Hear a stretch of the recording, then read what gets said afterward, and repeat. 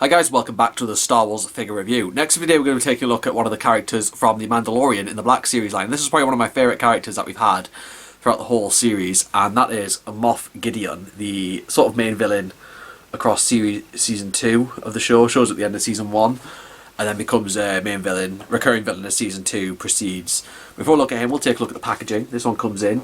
As you can see, it's the brand new style of packaging that we've had in the Star Wars line, in the Black series line over the past year or so. We've got the fancy style on the side with the character of Moff Gideon shown there as part of the mural that you can make if you collect all the figures in the wave of the certain character. As you can see, this is of course Mandalorian themes. They've gone with a sort of similar to the Clone Wars, but they've gone with the orange, but this is a sort of darker orange that they've taken on for this.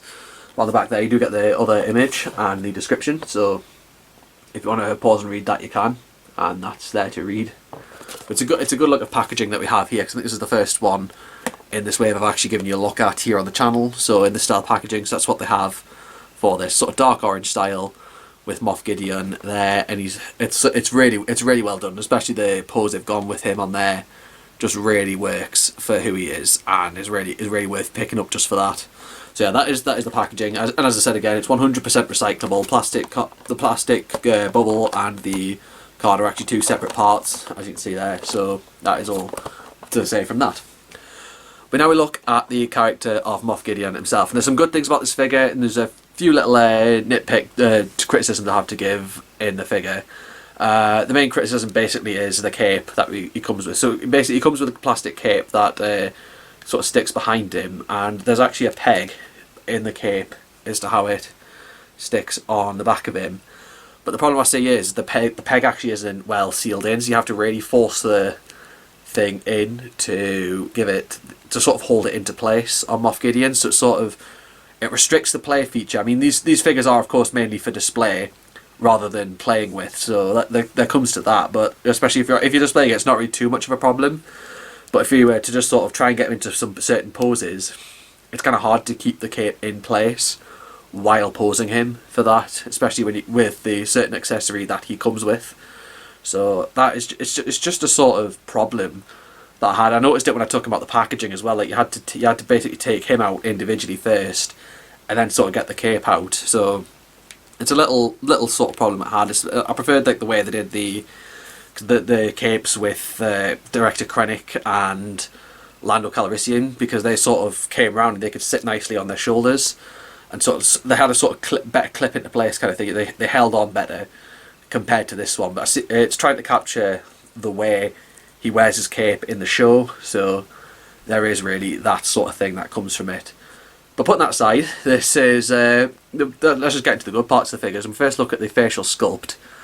And they really well captured Moff Gideon. With like Hasbro just can't seem to go wrong with the photoreal faces that they have dealt with now. And they've really helped capture the face of Giancarlo Esposito, who played Moff Gideon. You might also know that name if you're a fan of Once Upon a Time, because he played the Magic Mirror in that show as well, that's sort of the Snow White character, the Magic Mirror on the wall and so on. But yeah, he's a really good face, really capturing the style of Gideon, and they've really had the hair back, really done well. They've done well with this. And the rest of him is like his Imperial armour that he's wearing. You've got all the different parts of his armour, chest plate on there, then just further down. And even though I had that criticism of putting the cape in, the whole design of it really helps out as well. Like it really works into keeping the figure what he is, especially in the inside. It's got that shiny style to it, and that works. I mean, as I said, there is some good things about it, even if there are some bad things about it. But the cape really works for that. And he's such a cool figure to have in the collection. That's for certain. He's a remaining person with the Empire, trying to help rebuild it, and stopping the Mandalorian. He's trying to find Grogu and use him for something, and that's what comes from it. But now we come to the accessories that this figure includes, and there's one major one. I think we were all hyped for this. This is the Dark Saber, which is a Mandalorian's version of a lightsaber. It was forged in the Jedi Temple and was sort of passed down to generations, and it was eventually owned by I forgot his name from the Clone Wars. It was that character. I'll put it down there so you can read who it is. But that's who owns it, and then eventually it comes into the possession of Sabine Wren in Rebels, and they ultimately aim to give it to Bo-Katan. And then of course at the end of Mandalorian season 1, Moff Gideon shows up with this and has it. And I've just remembered the name now. It's Pre Vizsla, so that's probably why I didn't see it show up there in the description, because Pre Vizsla is the one who has it in the Clone Wars when he's with. If I remember, he fights Obi-Wan with it as well. So it's been passed down through generation, and of course now, if you've seen the end of season 2, the thing is now in the possession of Din Djarin. So because he can't just give it straight to Bo-Katan, so he has to hold on to it. Bo-Katan has to defeat him to take it. But Hasbro have finally given us what we wanted with this, because I think a lot of us have been wanting this in the Black Series for a long time, and we finally got it. And they've really got into sculpting this thing and making it the Dark Saber. Like there's just nothing going wrong. Even the hilt, that's done really well. I'm trying to just keep the camera on it. Like that's done really well, and sculpting the hilt for the Dark Saber and the blade as well. The blade is removable, but I'm just going to keep it on for the time being, and it fits really well into Moff Gideon's hand. So he has it in display with it there.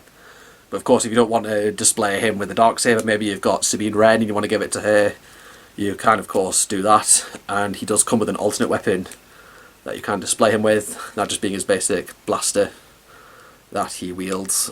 Well, that he's wielding at first. When we first see him in The Mandalorian at the end of season 1, we probably think this is what he's wielding, and then of course his TIE fighter was crashed on the ground.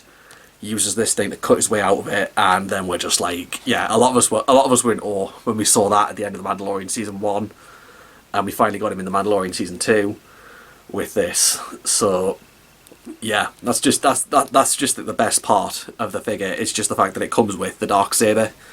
I think that's one of the reasons a lot of us wanted to get. I think that's like that was one of the main reasons I wanted to get him, was just so I could have someone wielding it in my on my shelf in my cabinet. So that's someone definitely to have it there. But I'll come now and I'll give you a rundown on the articulation. There's a ball jointed neck, ball hinged shoulders and elbows, ball hinged wrists, a ball jointed torso, which is restricted a bit by the cape. I'm just taking it off so you can see it better. It is movable. Ball hinged hips, swivel thighs, ball hinged knees, and a ball joint rocker at the ankle. So it's a good lay down of articulation that we have for Moff Gideon. He really does look really good on the shelf. With this, I'll get another collection tour filmed at some point, because I haven't actually filmed one since 2019. And of course with the ball joint neck we do have the 2 points on it as well, as Hasbro have been doing with these Black Series figures a bit differently now rather than the hinge. So it's a bit different there. But Moff Gideon is worth adding to anyone's Black Series collection. I'll leave you a link to this in Star Action Figures, where at the time of filming this review the figure is currently available for pre-order and will be in stock again soon, so you can place a pre-order of him and hopefully get him in your collection in the next few months.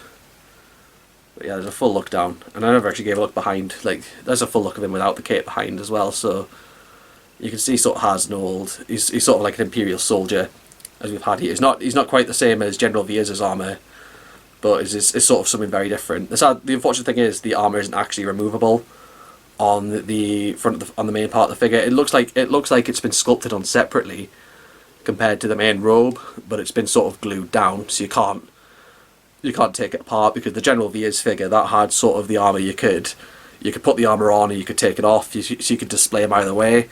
But given that we've only seen Gideon in this sort of fashion, I see the reasoning why they've not made it removable.